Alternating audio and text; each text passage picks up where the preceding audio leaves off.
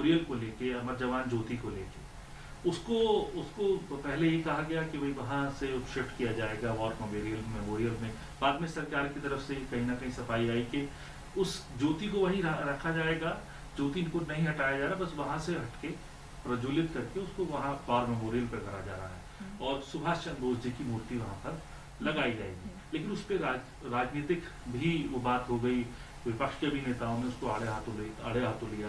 क्या लगता है कि मैम इस इशू के ऊपर जो है ये एक पॉलिटिकल इशू क्यों बन गया और सरकार की मंशा आपको कहाँ लगती है इसके पीछे? देखिए, सरकार की मंशा मुझे समझ में नहीं आती। जब किसान त्रस्त है, गन्ना का इतना बकाया है, उसका दुगना आप खर्च कर रहे हो उसी पार्लियामेंट के सुंदरीकरण को जो 70 साल से बिल्कुल सही है। तो मुझे तो इनकी मंशा समझ में ही नहीं आती कि आप खर्चे इस तरह के कर रहे हैं। प्रधानमंत्री के 2 हवाई जहाज हैं, वो 16,000 करोड़ के हैं और आप किसानों का बकाया नहीं दे पा रहे हैं और उस पर आप ध्यान ही नहीं दे रहे हैं। अब इनको इन चीज़ों को मुद्दा बनाना, अब ये क्यों अमर जवान ज्योति को इतने सालों बाद बुझाकर कहीं और ले जाना चाह रहे हैं, क्या करना चाह रहे हैं, हमें तो बिल्कुल, मेरे तो समझ से बाहर है।